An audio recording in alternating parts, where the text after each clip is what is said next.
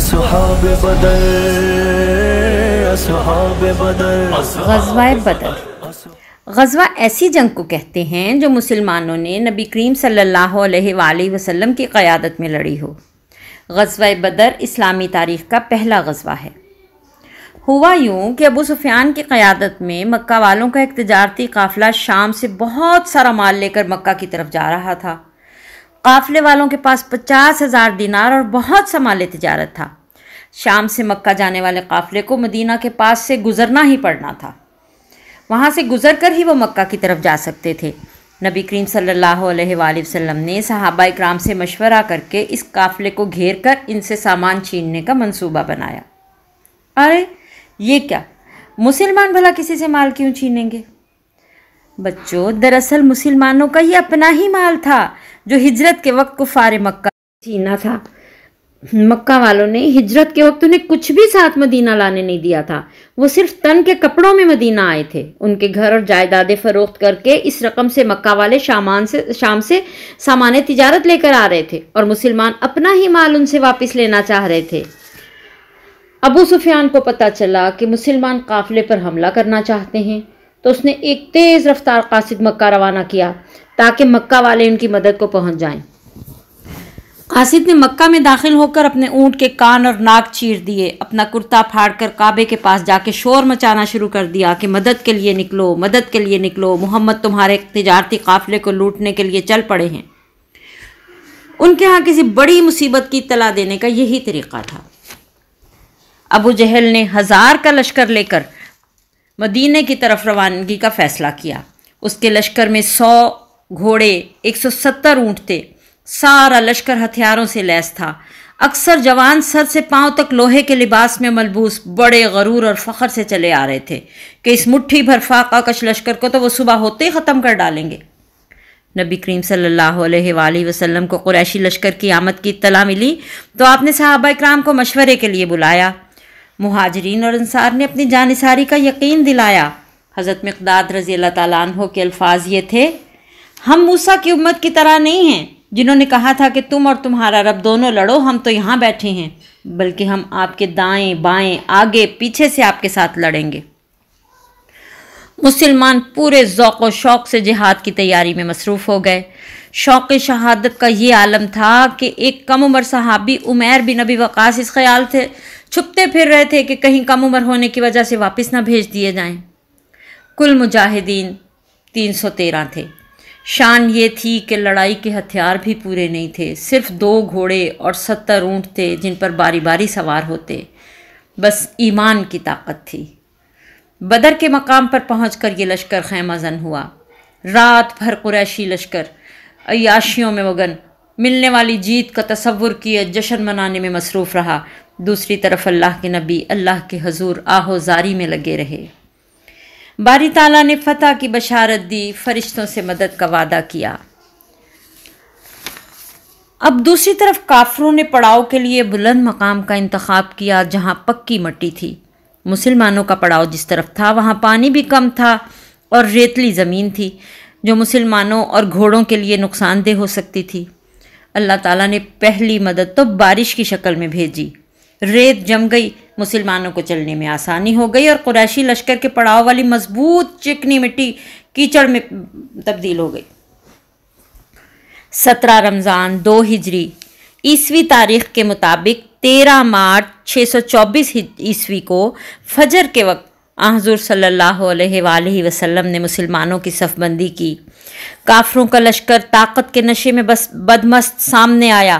اللہ تعالیٰ نے ان کو مسلمان تعداد میں کم کر کے دکھائے تاکہ وہ زیادہ غرور اور نشے میں آ جائیں اور تکبر ان کی عقل مار ڈالے۔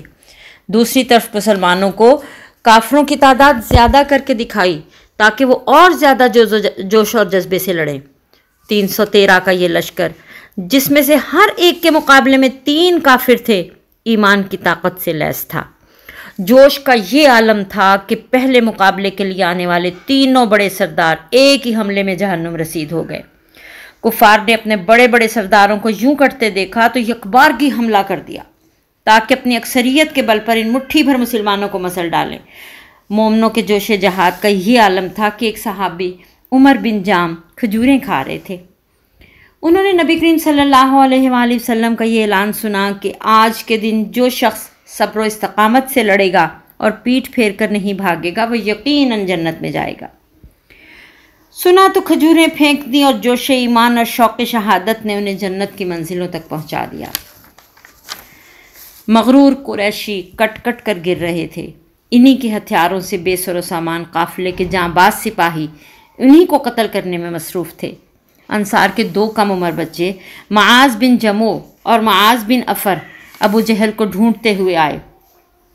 حضرت عبد الرحمن عوف سے پوچھنے لگے کہ آپ ابو جہل کو جانتے ہیں؟ ہم نے سنا ہے کہ وہ رسول اللہ صلی اللہ علیہ وآلہ وسلم کو گالیاں دیتا ہے۔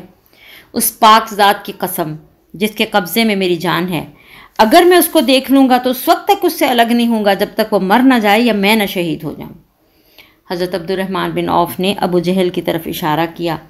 یہ دونوں ننھے مجاہد، جن دونوں کا نام معاذ تھا، ایک معاذ بن عفر تھے اور ایک معاذ بن جموع، وہ تلواریں لے کر ان کی طرف بھاگے، وہ گھوڑے پر، یہ پیدل، وہ لوہے کے پورے لباس پہنے ہوئے ایک سپہ سالار، اور یہ بے سر و سامان چھوٹے چھوٹے بچے۔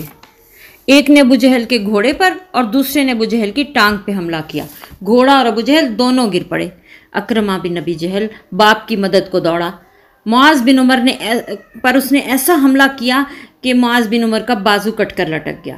انہوں نے اپنے بازو کو پاؤں کے نیچے دے کر اپنے جسم سے الگ کر کے دور پھینک دیا تاکہ وہ لڑائی میں مشکل پیدا نہ کرے، اور ایک ہی ہاتھ سے لڑنے لگے۔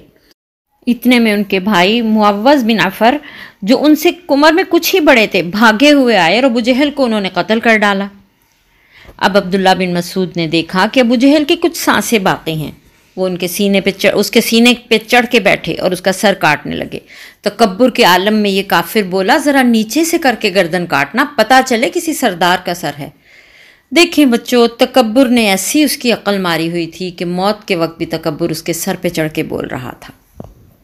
یوں ابو جہل قتل ہوا اور مسلمانوں کو فتح نصیب ہوئی۔ بدر کے اس میدان میں ابو جہل کے علاوہ امیہ بن خلف، جس نے حضرت بلال پہ بہت زیادہ ظلم کیے تھے، ابو بختری جیسے اہم سردار بھی مارے گئے۔ اب تو تکبر کے عالم میں یہ جو مسلمانوں کو ختم کرنے آئے تھے، خود ہی جو پورے کا پورا لشکر جو تھا نا، میدان چھوڑ کے بھاگ کھڑا ہوا۔ اللہ تعالیٰ نے اسلام کو فتح دی اور دنیا نے یہ دیکھ لیا کہ فتح جو ہوتی ہے نا، وہ صرف دنیاوی وسائل یعنی مال و دولت اور جنگی ساز و سامان کے ساتھ نہیں ہوتی، بلکہ ایمان کی قوت سے ہوتی ہے۔ مسلمانوں کے کل 14 آدمی شہید ہوئے، اس کے مقابلے میں قریش کے 70 آدمی مارے گئے، جن میں سے صرف 36 جو تھے نا، حضرت علی نے اپنے ہاتھوں سے قتل کیے۔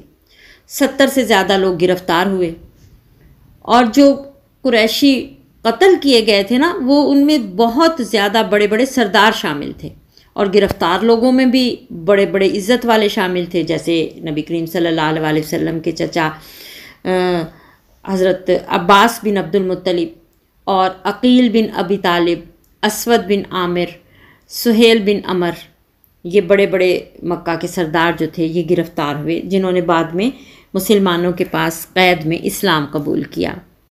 بچوں، عرب والے قریش کو بہت بہادر سمجھتے تھے، کیونکہ پچھلے 60 سال سے قریش نے کوئی جنگ نہیں ہاری تھی اور انہیں کوئی ہرا نہیں سکا تھا۔